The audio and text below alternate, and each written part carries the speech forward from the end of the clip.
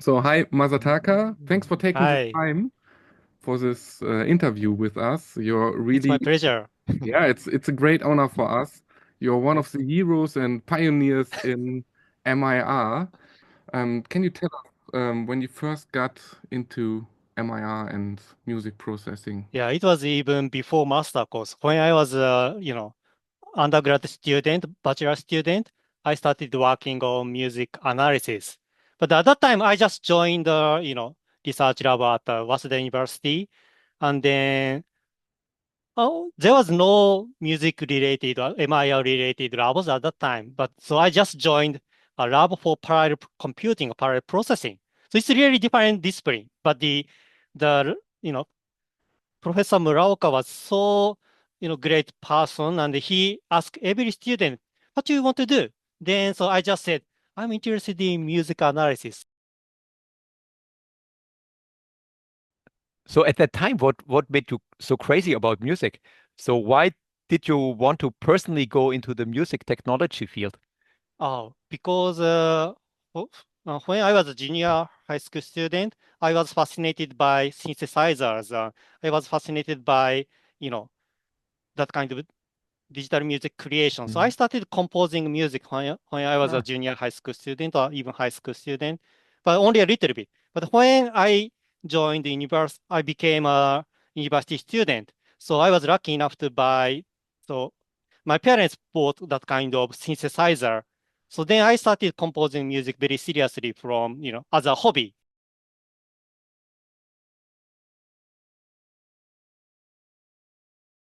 When I started working on that, I already knew that, manual annotation is so important. So when I started working on melody extraction, so I also made a annotation editor for melody line F0 fundamental frequency editor by myself. And then I collected, at that time it was like not so many pieces. It was about 10 musical pieces.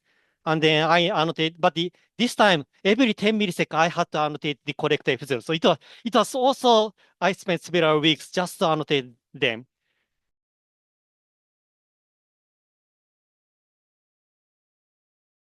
1999 or 2000, I realized that, even if I make that kind of annotation, I still couldn't share this. So, so, but since that was the second time. First time was beat tracking, second time was melody extraction. mhm. I realized that I would do that also in the future, again and again. So then we really need, copyright clear musical pieces for this community. So that idea came to my mind.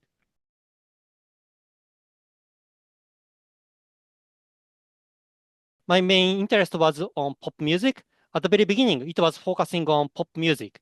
But when I realized that if I make that kind of data set, so it's really pity, it's just for us. So I really, and also after publishing that kind of papers, I really saw that the benchmarking or evaluation will be an important issue for this research community. Mhm. So then, so I changed my mind. So I really want to share that kind of data set for the community.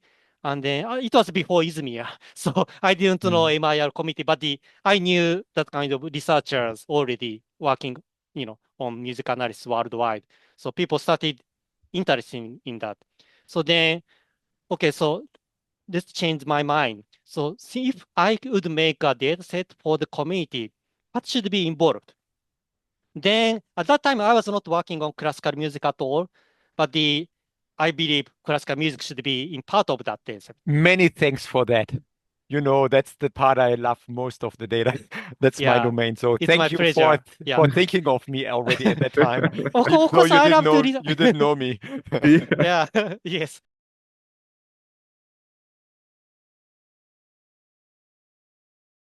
One aspect we'd like to understand more in detail is like which parts of the RWC dataset were synthesized or used synthesizers, and where was it like real musicians performing on real instruments, and also like what role did MIDI play at that time already?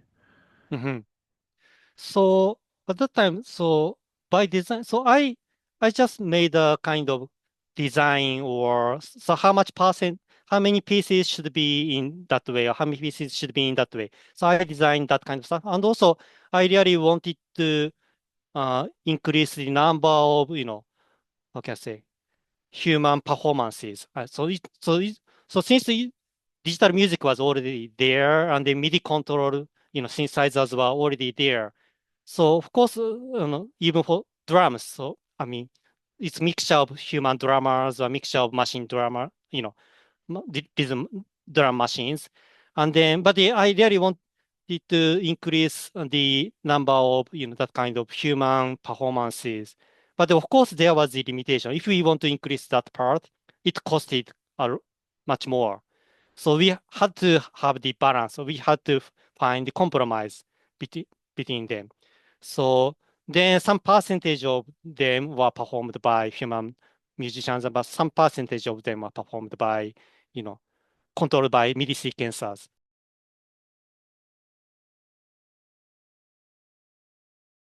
So that's quite interesting and also an important aspect.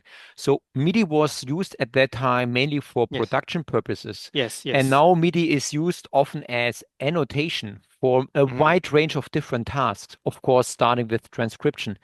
Maybe you can comment on this a bit, and how does it behave for other sub-collections? All those MIDI files were, manually transcribed after the production, even for pop music.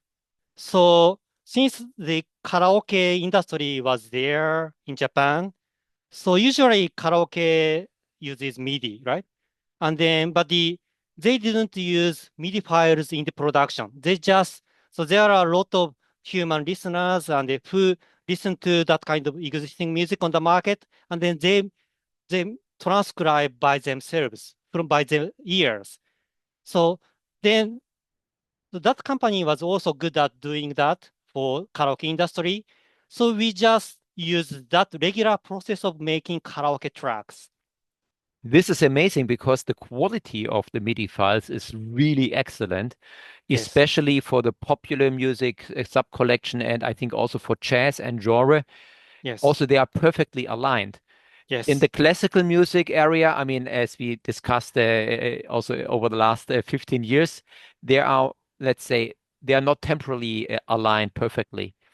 But of course, these issues become extremely important when you want to use the MIDI files as let's say, substitute for annotations, right? Yes.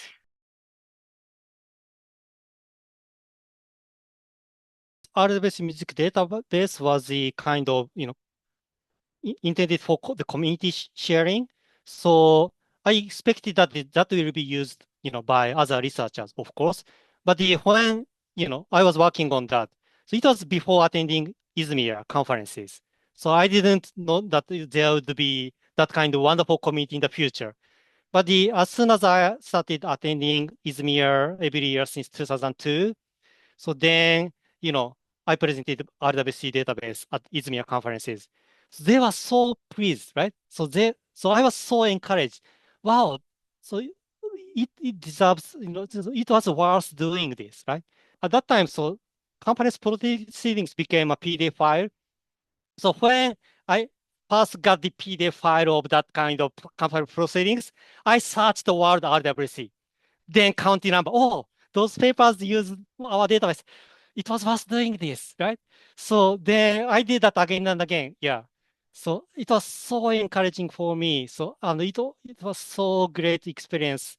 For I was so pleased by other researchers using that database. And of course, when I attended conferences, there are some researchers, and then they showed respect to me. So they said, your database is so great. So thank you very much. So they say to me again and again, every year almost. Yeah.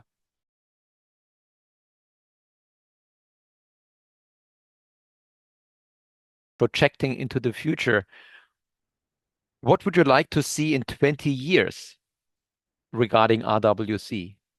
So the reason why, I really rely on the community for the future distribution of RWC is that, that I hope that can be, sustainable, but that can be forever. Even if, I couldn't, continue my research, I couldn't continue my life. So But if the RWC database will be, forever, then I can just relax to, so I just want to make it sustainable or, for the Okay. community, even for 10 years or 20 years or 100 years or whatever.